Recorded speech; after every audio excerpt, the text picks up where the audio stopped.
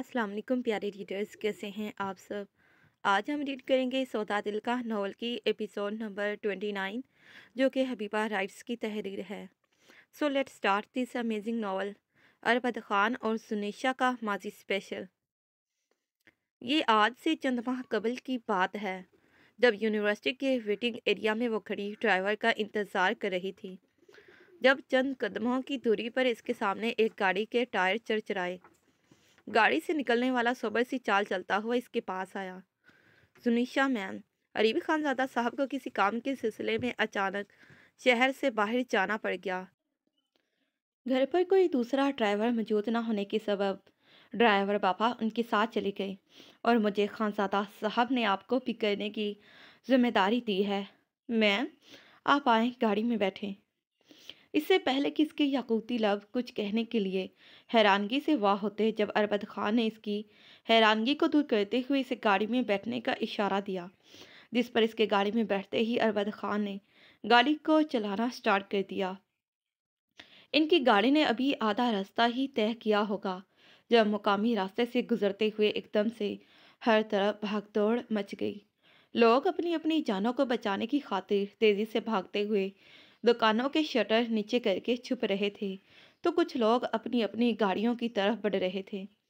اربد خان نے گاڑی کے مرر سے دیکھا کہ کچھ گاڑیاں ان کا پیچھا کر رہی تھی۔ شور و غل پر غور کرنے کے بعد اسے معلوم ہوا کہ یہ لوگ کسی سیاسی پارٹی کے نمائندوں کی طرف بھیجے گئے گنڈے تھے، جو لوگوں کو خوفا ہراساں کر کے ان کے دلوں میں اپنی دہشت کا سکہ جمانے کی کوشش کر رہے تھے۔ اربد خان نے گاڑی کو مختلف راستوں سے گزارتے ہوئے خانزادہ مینشن تک پہنچانے کی اپنی ہر ممکن کوشش کر ڈالی، لیکن خانزادہ مینشن تک پہنچنے کا ہر راستے جیسے ہنگامی افراتفری کے سبب مسدود ہو کر رہ گیا تھا۔ اربد خان نے گولیوں کی بچھاڑ میں بچتے بچاتے اپنا راستہ بدلا تھا۔ وہ کافی دور نکل آیا تھا۔ اس نے اپنے ارد گرد نگاہ دوڑائی اور دیکھنے پر اسے معلوم ہوا کہ یہ کوئی شہر سے ملحقہ گاؤں کا راستہ تھا، جہاں پر ان کی گاڑی کچے پکے راستے پر سے گزرتی ہوئی ایک جگہ پر آ کر رک گئی۔ اوہ شٹ! اربد خان نے گاڑی کے رکنے پر جھنجھلاہٹ کے مارے اسٹیئرنگ پر مکہ مارا اور گاڑی سے باہر نکل آیا۔ شام کے سائے آہستہ آہستہ ڈھل رہے تھے۔ اس نے اپنے چاروں اطراف میں نگاہ دوڑائی تو ہر طرف ہرے بھرے کھیتوں اور درختوں کے درمیان میں گھرے اکا دکا کچے پکے گھروں کے علاوہ اور کچھ نہ تھا۔ گاڑی کسی تکنیکی مسئلے کی وجہ سے بند ہو چکی تھی اور اس صورتحال میں یہاں مدد نہ ملنے کے برابر تھی۔ اس نے گرام خانزادہ کو کال کر کے اس ساری صورتحال سے آگاہ کرنا چاہا، لیکن وہ جس ایریے میں تھے وہاں پر سگنل نہ ہونے کے برابر تھے، جس کی وجہ سے اس کا اکرام خانزادہ سے رابطہ ہونا محال ہو گیا۔ پریشانی سے اپنی بے داغ پیشانی کو مسلتے ہوئے اس نے گاڑی میں بیٹھی اس پریوش کے چہرے پر نگاہ دوڑائی، جس کے چہرے پر موجودہ صورتحال کی پریشانی کے تاثرات بہت نمایاں تھے۔ یہ نو عمر معصوم سی دوشیزہ اس کے دل میں اول دن سے ہی گھر کر گئی تھی۔ اس کے بے پناہ حسن اور جان لیوا معصومیت نے اس کے دل میں نرم گرم سے جذبات کو پہلے دن سے ہی روشن کر دیا تھا، لیکن وہ یہ جانتا تھا کہ اس کا یہ حسن و معصومیت محض اس کی سوچ تک رسائی حاصل کر سکتا تھا، کیونکہ اس حسن و معصومیت کو پانے کی خواہش کرنا اتنی اس کی استطاعت نہیں تھی۔ اپنی ان لایعنی سوچوں کو جھٹک کر جھٹکتے وہ اسے پریشان حال دیکھ اس کی طرف بڑھا۔ میم، آپ پرسکون رہیں، صورتحال کافی کریٹیکل ہے، بٹ میں صورتحال کو مینیج کر لوں گا۔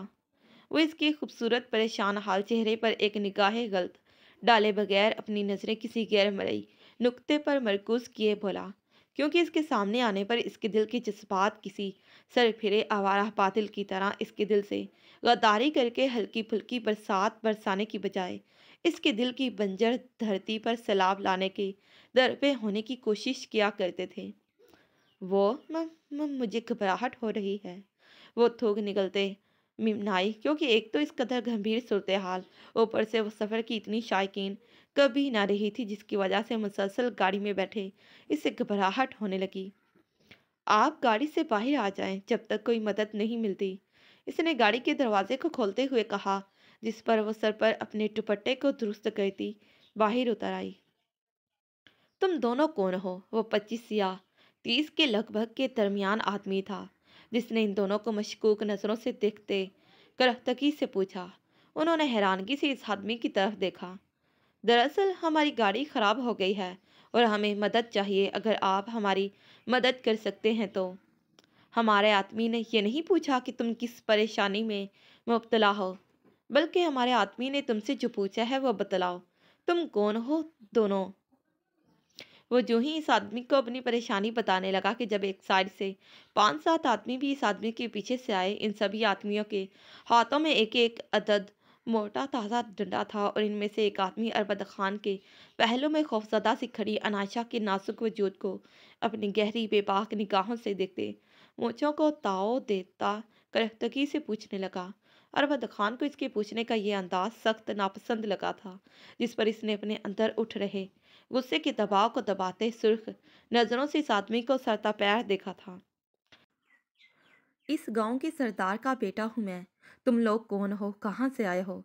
हमें इससे गर्ज नहीं, हमें गर्ज सिर्फ इस बात से है कि तुम दोनों में क्या कोई शरीक रिश्ता है, जो इस गांव में तुम दोनों शाम के साए गहरे हो जाने के बावजूद यूं अकेले मटर गश्त करते फिर रहे हो।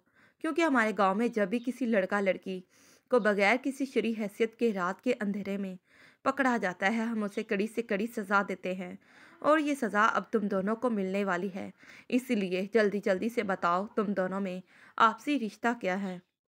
हम दोनों में बाकायदा एक जायज़ और शरीक रिश्ता है, तो प्लीज़ भाई साहब आप अपना काम करें और सबसे पहले अपने इस गांव के नाम नहाद असूलों को चेंज करवाएं और आप गाड़ी में बैठें। वो गांव के सरदार पर कड़ी निगाह डालता करखत लहजे में कहकर अनाशा की तरफ पलटा और इसे गाड़ी में बैठने का हुक्म दिया।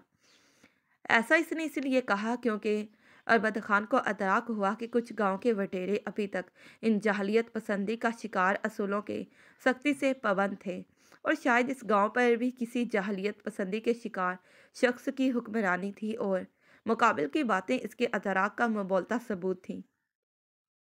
ये अगर तुम्हें लगता है लड़के हमारे लहजे की नरमी से है, शेरगुल पकड़ लो इस आदमी और इसकी माशुका को।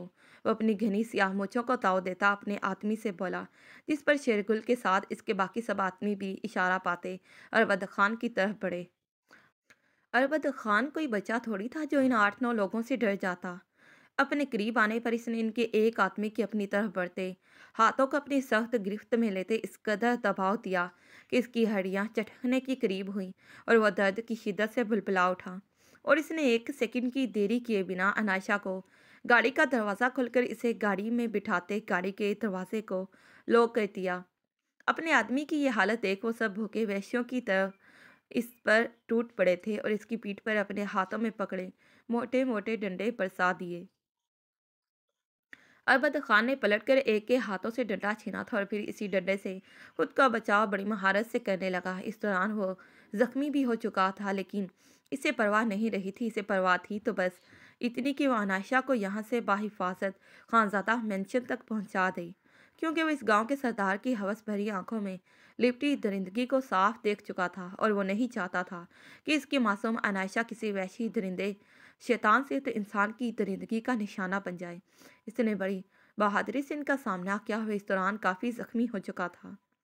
खालिद इसका ध्यान भटकाते सरदार के इशारे पर कोई पीछे से इसके सर का निशाना लेते इस पर वार करने ही वाला था जब एक गर्जदार आवाज़ से इस आदमी के हाथ में पकड़ी वह पत्थर का टुकड़ा वही ज़मीन बोझ हुआ, और बाकी सब भी शौक से पुर खौफजदा नज़रों से आने वाली हस्ती को देखने लगे। सबकी गिरफ्त अपने हाथों में पकड़े डंडों पर ढीली पड़ी और अपने सरदार की गर्जदार आवाज़ को सुनते इन सब ने सर झुका दिए।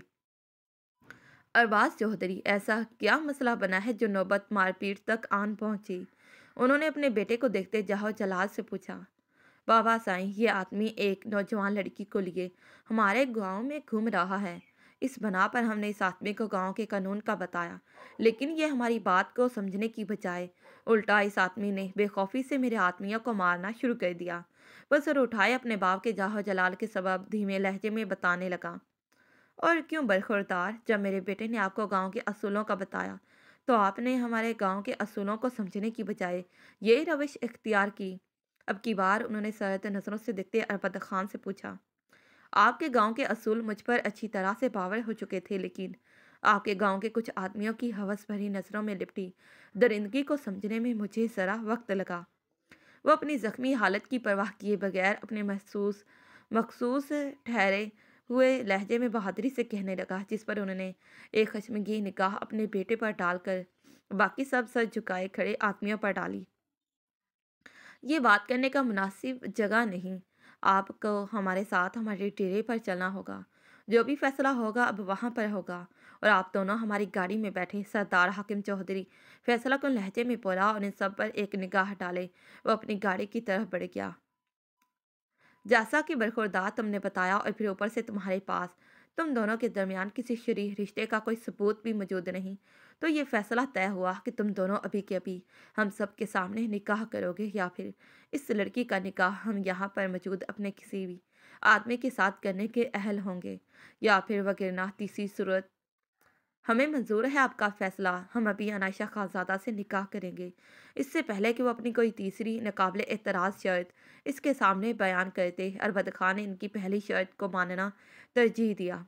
तो ठीक है, काजी साहब का इंतज़ाम किया जाए। सरदार हाकिम चौधरी ने अपने ख़ास आदमी को हुक्म दिया। यूं इन दोनों का निकाह होना तय पाया। अरबद खान ने दिल की रजामंदी से इस निकाह को कबूल किया था, जबकि इसने वक्ती तौर पर अनायशा खानजादा को इस निकाह के लिए बामुश्किल राज़ी किया था, ये कहते हुए कि वो इस निकाह को इस मुश्किल सूरत हाल से निकलने के लिए कर रहा है जिसमें वो दोनों फंस चुके हैं। अगर वो अपने निकाह के लिए रजामंदी नहीं देती तो बादीगर सूरत इन्हें संगीन नताइज भुगतना पड़ेंगे। इस संगीन सूरत हाल ने अनायशा की तमाम तर सोचें सलब कर ली थी। इसने खून के आंसू रोते निकाह के पेपर पर साइन करते हुए अपने तमाम तर जुमला हकूक अरबद खान के हवाले कर दिए थे, कि ये सोचे बगैर कि वो एक मुसीबत से निकलकर दूसरी कितनी बड़ी मुसीबत में फंसने वाली थी। अनायशा खानजादा ने जब अरबद खान से डाइवोर्स फाइल रेडी करने को कहा, तो तब अरबद खान ने अनायशा खानजादा को डाइवोर्स देने से साफ मना कर दिया, क्योंकि अब अरबद खान अपने किए गए कौल से फिर चुका था। इसको ये यकीन दिलाने के बावजूद कि वो लाहौर चलकर बगैर किसी को इस बात की भनक दिए डाइवोर्स पेपर इसके हाथ में थमा देगा, लेकिन अपने दिल में उठते सरकरी जज्बात ने इसे अपने कॉलोफेल से गद्दारी करने पर मजबूर कर दिया।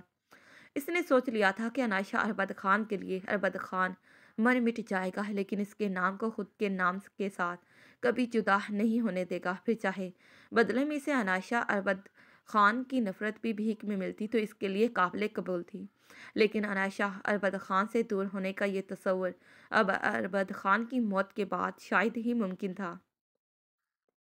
हाल वो इस वक्त दुबई में अपने महल नुमा घर में मौजूद था, जहाँ की एक एक चीज़ हर किस्म की लग्जरी आसाइशात का मुबोलता सबूत थी। वो इस वक्त हाथों में वाइन का गिलास पकड़े अपने लग्जरी कमरे की खिड़की को खोले खड़ा था। इसके करीब हरसू खामोशी और सन्नाटे का राज था। इस पुरकैफ और दिलसोज फसा की खामोशी को इसके मोबाइल की चिंगारती आवाज़ ने तोड़ा था। इसने बेध्यानी में अपनी पॉकेट से मोबाइल निकाला और मोबाइल की स्क्रीन पर रोशन नंबर को देखे बगैर जेब से निकालकर मोबाइल को पावर ऑफ कर दिया।